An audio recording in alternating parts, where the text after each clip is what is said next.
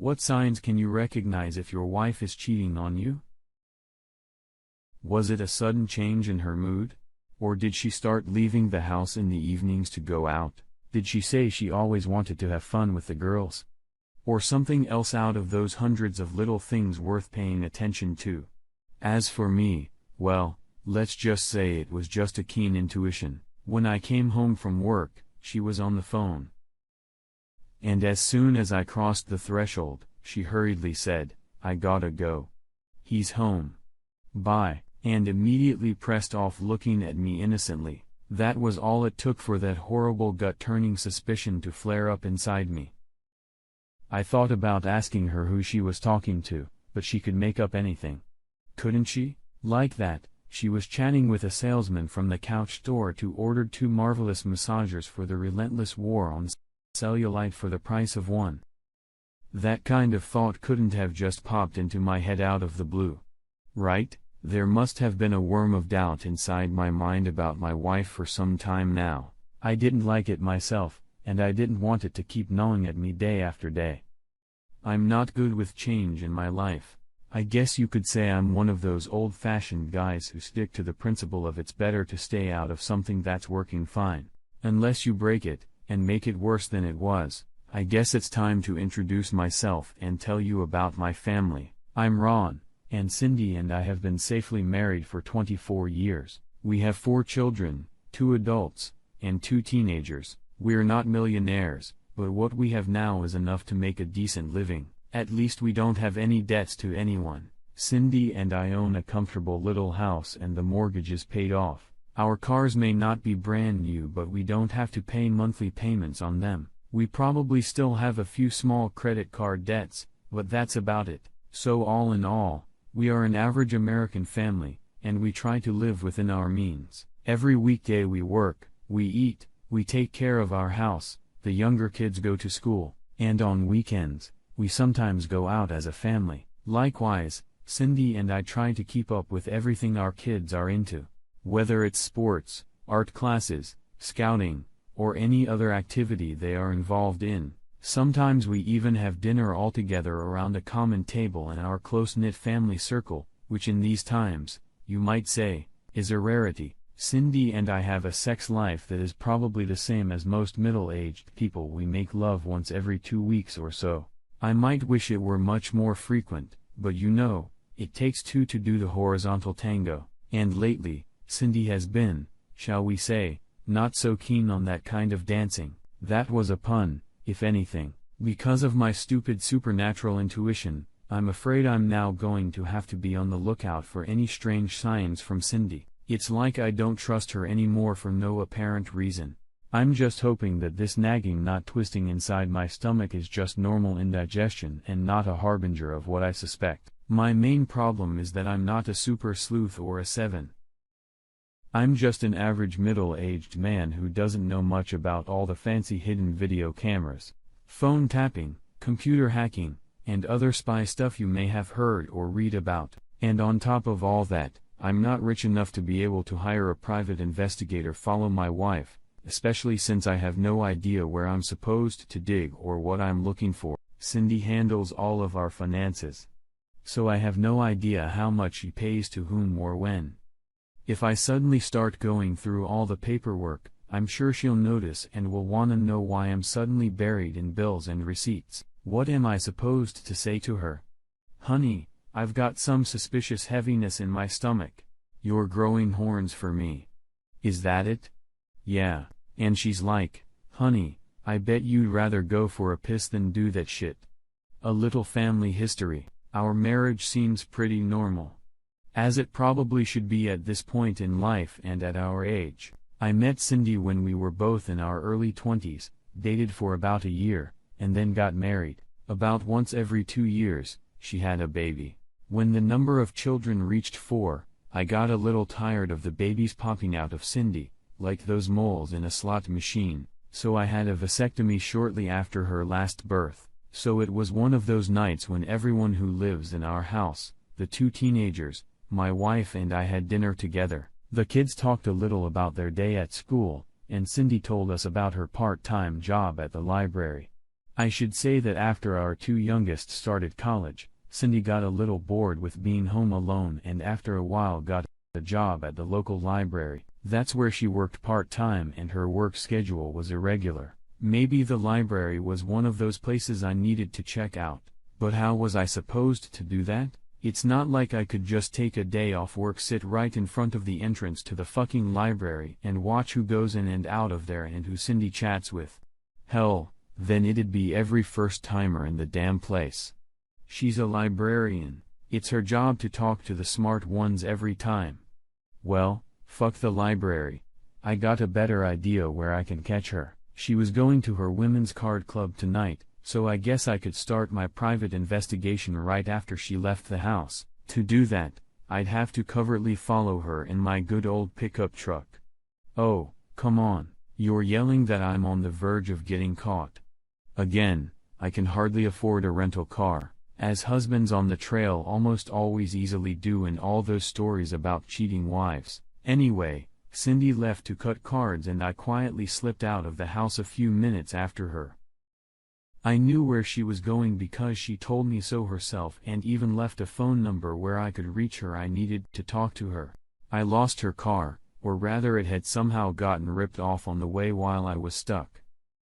So I just drove to Marge's house, where I knew this womanizing poker tournament was going to be held. When I got there, I saw Cindy's car among the other autos parked in front of her friend, Marge's house. I waited a few minutes, scanning the street to make sure no one else would show up, and then I got out of my pickup truck, which I'd parked a couple houses away from my target, crept up to one of the windows and peered cautiously inside. When I craned my neck to peer into the back of the room, I saw 2 card tables with 4 women sitting at each table and playing cards. Some of them were smoking. Others were periodically sampling the drinks on the table, and all of them seemed to be chatting enthusiastically with each other, slapping cards on the table and occasionally bursting out laughing. Shit. Cards, money, and no guns. Just 8 giggling broads in the room. No stallion with a foot-long dick and no debauchery whatsoever, and I was already anticipating that I would descend upon this nest of whoremongers and put a stop to their unbridled back in the area. My investigation was at a standstill, so I slowly backed up to get back to my pickup truck. Of course, by the law of meanness, as soon as I started to back up, I stepped in a pile of dog shit. Pro rock. I said through gritted teeth, waddling sideways like a drunken crab on thickly greased shoes toward the truck. Goddamn shitting dogs and dog-owning hoopos who feed their mutts and then let them run around. And good unsuspecting guys as a result have to deal with the demining of the left surprises. Anyway, I had to clean dog shit off my shoes for about 10 minutes before I could get back in my truck. Holy crap. They still stunk. It was a good thing I opened all the windows, increased my speed, and managed not to get in the way of the inspector, or he would have given me a ticket for the particularly stinky environmental plume behind me. Well, the first outing ended in a fiasco, but I didn't give up my stomach like a trusty compass was telling me that treason was close at hand. When I got home and quickly threw off my shit suits, I went to the laundry basket and looked for my wife's bras and panties. Good thing she hasn't done her laundry this week. I can smell him on the right track. Taking her panties out of the hamper, I carefully felt their entire crotch and held the gusset up to my nose. Brah. They stink. Hey. Shut up. I don't give a shit what you're saying. Use panties that have been in the hamper for days stink period. Whether they're from the crotch of a affectable family woman or a fun-loving hottie, it doesn't matter. It's not at all the same when you're horny and dive your nose between your woman's legs. Everything smells good during sex. But those pieces of fabric with whitish streaks and yellow spots that had been in the basket for almost a week and now swayed in front of my nose smelled not even lilies or violets. Alright. Let the wife's panties be a bummer. Let's move on. I went through her closet looking for revealing dresses and clothes that looked inappropriate. Then I went through every drawer in her dresser. Nothing suspicious. Just zero. I found a binder of invoices lying in the file cabinet in the office. I flipped through the fucking bills until the damn numbers were bouncing around in front of my eyes like balls in a lot of drum. Once again, I found nothing out of the ordinary, unless you counted the hole in the bagel. Mother of all honesty. Cindy was good at hiding evidence. For a cheating wife, she was great. I got on the computer and entered her password into a pop-up window. She had told me the keyword a long time ago. Plus, just to be sure, we had printed it out and hung it next to the computer on the wall. I went through all of Cindy's emails, which come to think of it was pretty stupid since she and I shared an account, and we'd both used the same email address for years. If there was any dirt in there, I would have noticed it long ago. Not surprisingly, poking back and forth in the mail, I couldn't find a damn thing. To think of it, another dead end. Shit. Shit. Shit. I've been digging around for 3 hours trying to find anything against Cindy, but I've got nothing. And when I read all these cheating stories on my computer, there's always some shit in them. Secret phone records, motel bills, dropped panties, unexplained spending, handprints on asses and tits, and a million other clues. In these stories, they hire super-duper sneaky private investigators. They install clever phone tapping devices. Then the cheating wives track down their walker husbands. Then the suddenly enlightened husbands catch their slutty broads. Oh, yeah, they also make sure to take crisp color photos of cheaters practicing the Kama Sutra, shoot expository videos, and even catch strange men in the marital bed. Where is all this stuff, I ask you? If I can't find shit, my Cindy must be a master at cover-ups and double-dealing. Just as I gave up and started to clean up my mess, the front door opened and Cindy walked in. I was kneeling in front of the laundry basket, holding her dirty panties in both hands. I froze in place. She froze looking at me. I don't know whose eyes were bigger, but hers were definitely like cat saucers. Okay, Ron, I think it's time we had a talk, she said slowly, keeping her gaze on me and approaching cautiously along the wall. You followed me to Marge's, and then I saw your face peering out from behind the jamb of the open window. Then I heard you grunting somewhere in the darkness. Did you step in some dog poop? She sniffed the air with her nose. Oh, yeah. That's right, so that's where Marge lets her doggy do her dirty deeds. Doggy? Oh, really? Judging by the pile I'm in, Marge is not a pet dog. She's King Kong. He's probably grinning his teeth at me from his kennel after I blew up his landmine. I was still sitting there with a stupid smile on my face, a pair of underpants in my hands and my eyes wandering back and forth. There was no way out. The skin on my face and neck felt hot for some reason. My throat was dry. And in general, I suddenly lost the gift of English speech. Now I come home and I see you sitting there sniffing my dirty laundry. If I didn't know you better, I'd think you didn't trust me. Do you really think I'm cheating on you, Ron? Yeah. I don't know, Cindy. I have, this bad gut feeling. And I've been having this, all day since this morning, I stammered, mumbling something in my defense. Come with me, honey. And let's talk. My wife turned and walked toward the living room. I threw the laundry in the hamper, got up and followed her. Landing on the couch, Cindy sat down next to me, folded her hands in her lap, and looked at me intently. Were you reading erotic stories again? On your lunch break at work? She asked rather shrewdly. I nodded, embarrassedly. Well, yes. And there were stories about cheating wives. Cindy asked, you guessed it? I sighed again. Tell me, did you think of me when you read all those stories about cheating wives? Of course, I did. I mumbled, averting my gaze to the side. Otherwise, I wouldn't have followed you to Barge's tonight. Besides, when I got home from work, you were on the phone. You were on the phone with someone. And as soon as I walked in, you hurriedly said, I gotta go, and hung up. Why don't you explain? I went on the offensive.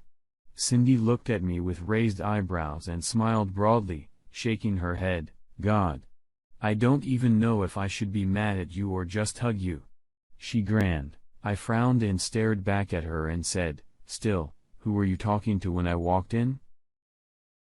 Please don't lie to me. I wasn't going to. She shrugged. Actually, I was talking to your mother. She calls me almost every day, as you probably know. Wait, that call was the reason for your big investigation. Oh, geez, Clinton. Now I felt stupid, not for the first time today, though. How can I have forgotten about my mom? Another one of my phone happy moms. Cindy tilted her head to the side and smiled slightly at my guilty conscience. Then she moved closer and put her hands on top of mine, squeezing them lightly. Ron darling, tell me honestly, have I ever done anything to make you suspicious or distrustful of me? No. I admitted. It was just my gut feeling. Honey, Cindy continued to smile. You're a miracle. If I didn't love you so much, I'd probably freak out at the numbers you're pulling. She wrapped her hands around my cheeks and said the next words, looking me straight in the eye. You're my favorite man, the one and only, no matter how weird you are sometimes. I love you with all my heart, even if I don't say it often enough. Maybe we don't make love enough, but we can fix that, and the best thing to do is to do it right now. With those words, she took my hand and led me into the bedroom, locked the door, dimmed the lights, and then began undressing me. So do you feel better now? With sly demons bouncing in her eyes, she asked. Cindy, I replied, turning my head on its side and again stroking her tantalizing curves with my gaze. You're the best, and I love you. But what about those warning signals coming from my gut? She smiled, then giggled, and finally just started laughing uncontrollably, holding her stomach with one hand and wiping away tears with the other. Cindy pulled a blister of pills out of the medicine cabinet and tossed it on my bed. Here, take 2 of these, honey. You only have indigestion, she said. As soon as I popped the wheels and froze, listening to the rumbling response of my stomach, my wife gave me a stern look and added, and, honey, please stop sniffing my dirty underwear. It's disgusting. I agree. What the hell? When Cindy's right, she's right.